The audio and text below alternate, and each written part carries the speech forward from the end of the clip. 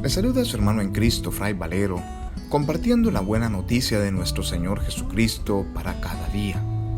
Compartimos hoy la biografía de Santa Margarita María Alacoque. Cada 16 de octubre celebramos la fiesta de Santa Margarita María Alacoque, que nació el 25 de julio del año 1647 en Llanos, Borgoña. Fue la quinta de 7 hijos de un notario acomodado. A los 4 años, Margarita hizo una promesa al Señor. Sintiéndose inspirada, rezó: «Oh Dios mío, te consagro mi pureza y hago voto de perpetua castidad». Aunque ella misma confesó más tarde que no entendía lo que significaban las palabras voto o castidad. Cuando tenía 8 años, murió su padre. Ingresaron a la niña en la escuela de las clarisas pobres de Charroil, desde donde el primer momento se sintió atraída por la vida de las religiosas, en quienes la piedad de Margarita produjo tan buena impresión, que le permitieron hacer la primera comunión a los 9 años, lo cual no era costumbre aún en aquella época. 2 años después, Margarita contrajo una dolorosa enfermedad reumática que la obligó a guardar cama hasta los 15 años. Por este motivo tuvo que regresar a su casa. Ya de regreso, Margarita, que estaba muy enferma y sin tener un remedio seguro, buscó alivio en la Santísima Virgen María. Le hizo una promesa que si ella le devolvía la salud, se haría una de sus hijas. Apenas hizo la promesa, recobró la salud. Dice Santa Margarita: «Recibí la salud y una nueva protección de esta señora, la cual se declaró dueña de mi corazón, que mirándome como suya, me gobernaba como consagrada a ella, me reprendía mis faltas y me enseñaba a hacer la voluntad de Dios». Además de la salud, esta promesa logró en Margarita un profundo sentido de unión con la Virgen, quien desde ese momento empezó a dirigir toda su vida, pero no sin dificultades. Margarita María hizo voto a la Virgen de ayunar todos los sábados y de rezar el oficio de su Inmaculada Concepción. Viendo su deseo de radical entrega, la Santísima Virgen le ayuda a alcanzar su meta. Las cosas en la casa de Margarita no iban muy bien. Desde la muerte de su padre, se había instalado en su casa 2 parientes y una de las hermanas de su papá, quienes habían relegado a segundo término a la mamá de Margarita y habían tomado en sus manos el gobierno de la casa. Y así no tenían autoridad alguna, ni Margarita ni su mamá en la casa. Era una guerra continua, ya que todo estaba bajo llave, de tal modo que ellas no podían hacer nada sin el permiso de sus parientes. Margarita entonces empezó a dirigir todos sus afectos, su dicha y su consolación en el Santísimo Sacramento del altar. Pero ni siquiera eso le fue posible libremente, ya que la iglesia de su pueblo quedaba a gran distancia, y Margarita no podía salir de la casa sin el permiso de sus familiares. En repetidas ocasiones, un familiar le daba permiso y otro se lo negaba. Pero si Margarita sufría por su situación, era más todavía el sufrimiento que le causaba el ver la condición de su madre. Ella, enferma, con una erisipela en su cabeza que le producía una hinchazón e inflamación muy peligrosas, se veía continuamente cerca de la muerte. Y por cuanto más rogaba Margarita a sus parientes para que ayudasen a su mamá, ellos, sin mucho interés, buscaron tan solo un cirujano que la vio una sola vez. Después de hacerla sangrar por un rato, les dijo a todos que solo un milagro podría salvar a la mamá de Margarita. Viendo el descuido hacia su madre en medio de su estado crítico, Margarita se angustia y acudió al Señor en búsqueda de una solución. En oración, le pidió que él mismo fuese el remedio para su pobre madre y que le enseñase a ella qué tenía que hacer. En cuanto regresó a su casa, encontró que estaba reventada la mejilla de su mamá, con una llaga casi tan ancha como la palma de su mano, y de ella salía un hedor insoportable. Venciendo su natural repugnancia hacia las heridas, Margarita curaba todos los días la llaga de su mamá, teniendo varias veces que cortar mucha de su carne podrida. Durante todo el tiempo de la enfermedad, Margarita apenas dormía y comía muy escasamente, pero no dejaba de dirigirse al Señor y le decía con frecuencia: mi soberano Maestro, si tú no lo quisieras no sucediera esto, pero te doy gracias de habérmelo permitido para hacerme semejante a ti. Y así iba creciendo en Margarita un gran amor a la oración y al Santísimo Sacramento.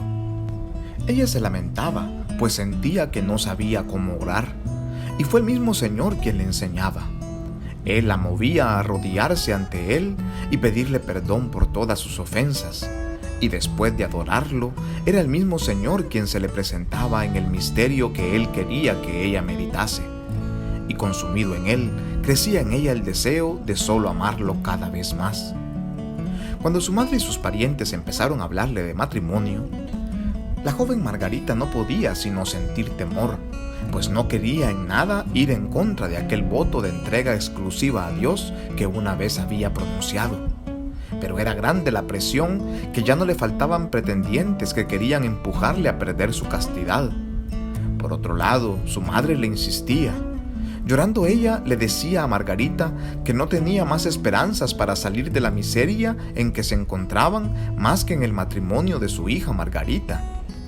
La ternura hacia su madre comenzó a sobreponerse con la idea de que, siendo aún niña cuando hizo el voto y no comprendiendo lo que era, bien podría obtener dispensas.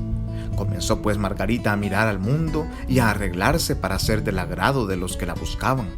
Procuraba divertirse lo más que podía, pero durante todo el tiempo en que estaba en esos juegos y pasatiempos, continuamente el Señor la llamaba a su corazón. Cuando por fin ella se apartaba un poco para recogerse, el Señor le hacía severas reprensiones ante las cuales sufría horriblemente. Dice Margarita, me lanzaba Jesús flechas tan ardientes que traspasaban mi corazón y lo consumían dejándome como transida de dolor. Pasando esto, volvía a mis resistencias y vanidades. En una ocasión Jesús le dijo, te he elegido por esposa y nos prometimos fidelidad cuando hiciste el voto de castidad. Yo soy quien te motivo a hacerlo antes de que el mundo tuviera parte en tu corazón. Y después te confié al cuidado de mi Santa Madre para que te formase según mis designios. Finalmente el Divino Maestro se le aparece todo desfigurado, cual estaba en su flagelación, y le dice, ¿y bien, querrás gozar de este placer? Yo no gocé jamás de ninguno, y me entregué a todo género de amarguras por tu amor y por ganar tu corazón. ¿Querrás ahora disputármelo?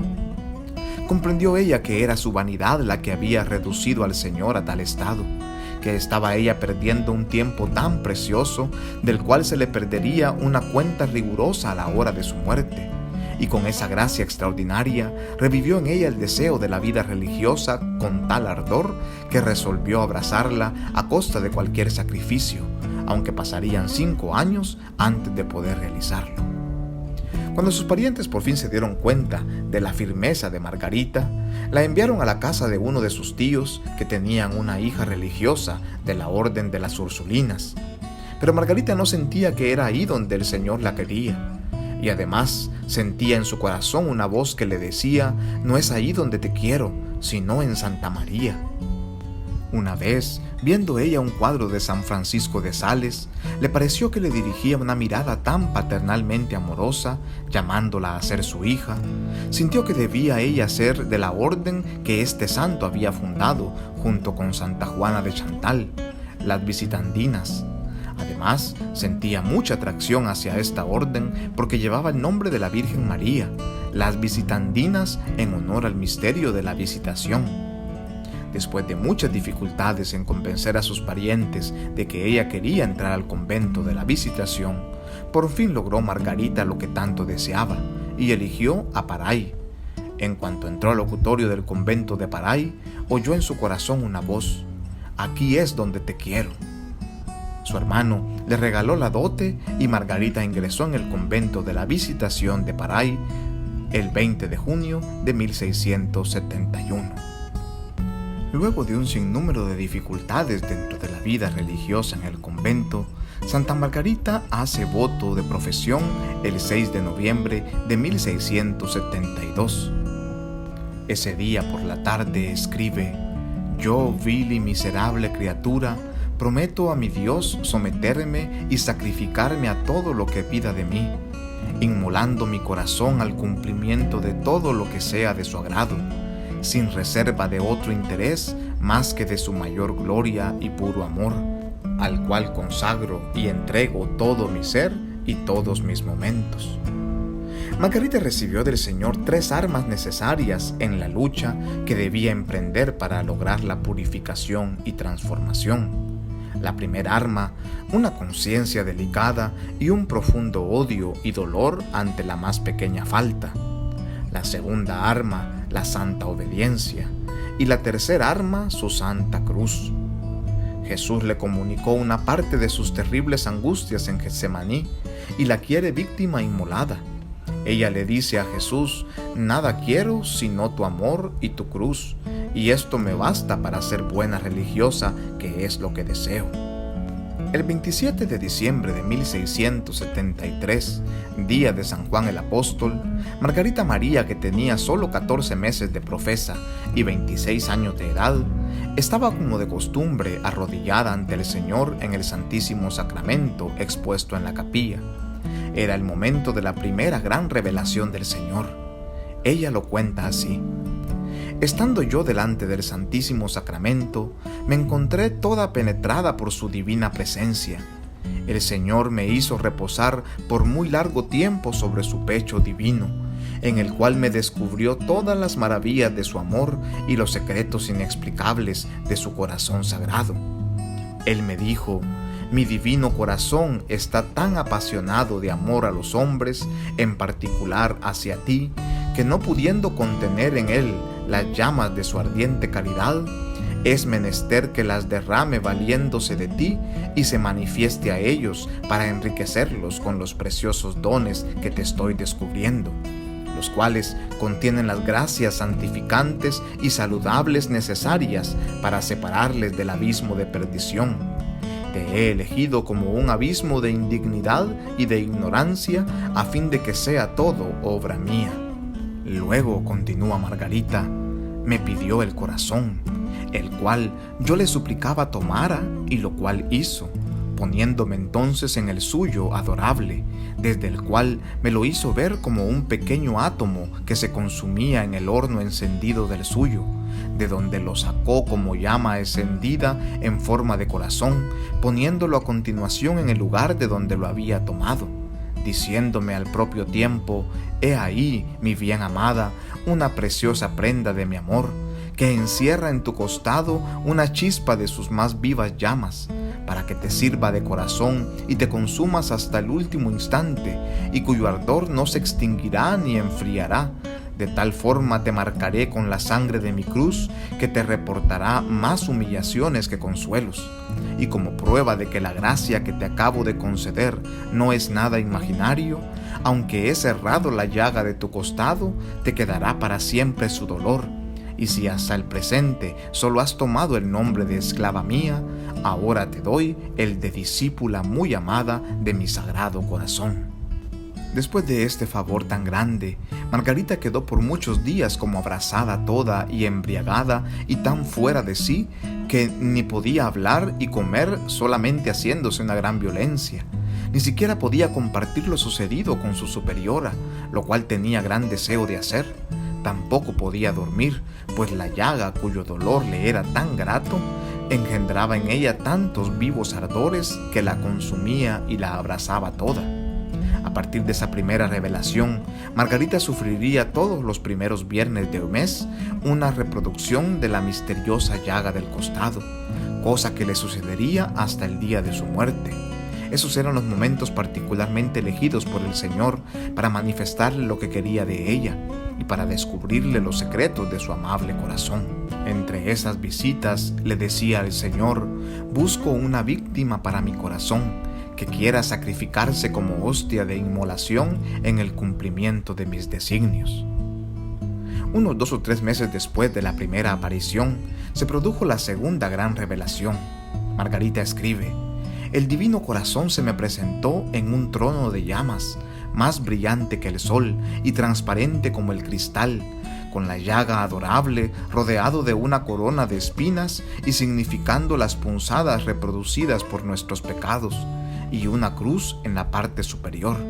la cual significaba que desde los primeros instantes de su encarnación, es decir, desde que se formó el Sagrado Corazón, quedó plantado en él la cruz, quedando lleno desde el primer momento de todas las amarguras que debían producirle las humillaciones, la pobreza, el dolor y el menosprecio que su sagrada humanidad iba a sufrir durante todo el curso de su vida y en su santa pasión.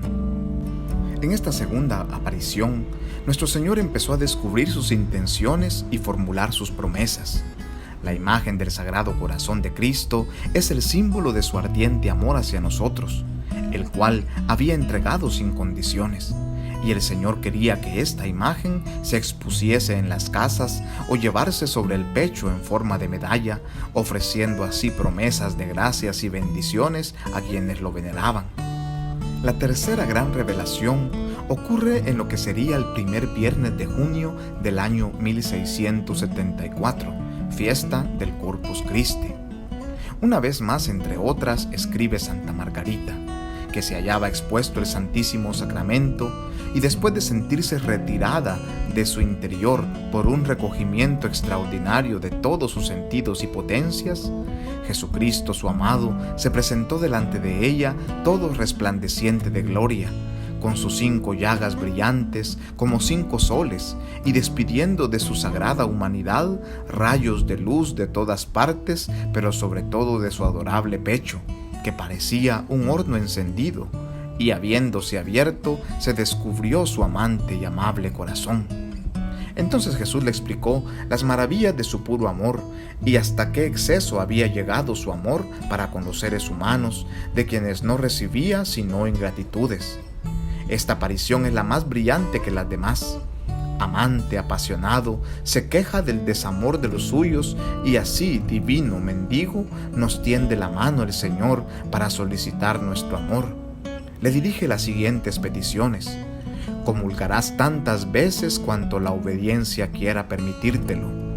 Jueves a viernes haré que participes de aquella mortal tristeza que yo quise sentir en el huerto de los olivos, tristeza que te reducirá a una especie de agonía más difícil de sufrir que la muerte.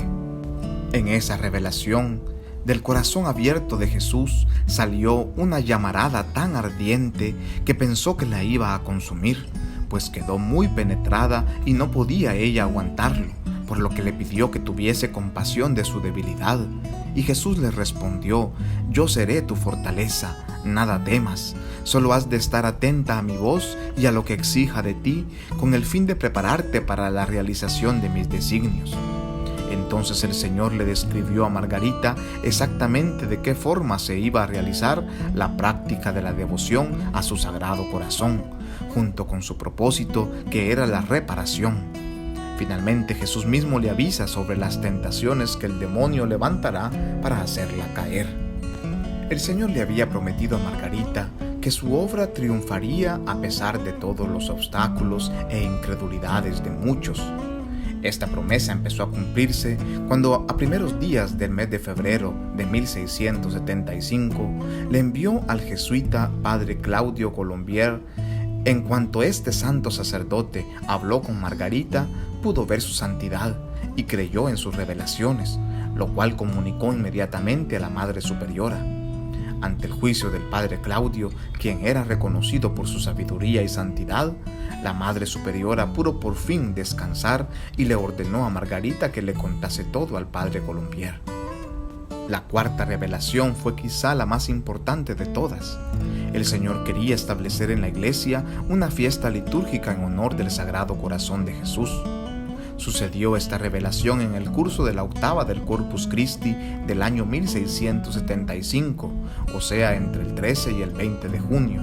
Cuenta Margarita: estando ante el Santísimo Sacramento un día de su octava y queriendo tributarle amor por su tan gran amor, me dijo el Señor: no puedes tributarme ningún mayor que haciendo lo que tantas veces te he pedido ya. Entonces el Señor le descubrió su corazón y le dijo: he aquí el corazón que tanto ha amado a los seres humanos y que no ha ahorrado nada hasta el extremo de agotarse y consumirse para testimoniarle su amor. y en compensación solo recibe de la mayoría de ellos ingratitudes, así como por las frialdades y menosprecios que tienen para conmigo en este sacramento de amor. Pero lo que más me duele es que se portan así los corazones que se me han consagrado. Por eso te pido que el primer viernes después de la octava del Corpus se celebre una fiesta especial para honrar a mi corazón, y que se comulgue dicho día para pedirle perdón y reparar los ultrajes por él recibidos durante el tiempo que ha permanecido expuesto en los altares. También te prometo que mi corazón se dilatará para esparcir en abundancia las influencias de su divino amor sobre quienes le hagan ese honor y procuren que se les tribute. El padre Colombier le ordenó a Margarita a que cumpliese plenamente la voluntad del Señor y que también escribiese todo cuanto le había revelado. Margarita obedeció a todo lo que se le pidió, pues su más grande deseo era que se llegase a cumplir el designio del Señor. En la tarde del 17 de octubre de 1690, habiendo Margarita previamente indicado esta fecha como el día de su muerte, encomendó su alma a su Señor, quien ella había amado con todo su corazón. Muere entre las 7 y las 8 de la noche. Tenía 43 años de edad y 18 años de profesión religiosa. Pasaron solamente 3 años después de su muerte, cuando el Papa Inocencio XIII empezó un movimiento que abriría las puertas a esta devoción. Proclamó una bula papal dando indulgencia a todos los monasterios visitandinos, que resultó en la institución de la fiesta del Sagrado Corazón en la mayoría de los conventos. Y en 1765 el Papa Clemente XIII introdujo la fiesta en Roma, y en 1856 el Papa Pío IX extendió la fiesta del Sagrado Corazón a toda la Iglesia. Finalmente, en 1920, Margarita fue elevado a los altares por el Papa Benedicto XV. Santa Margarita María Alacoque, ruega por nosotros, paz y bien.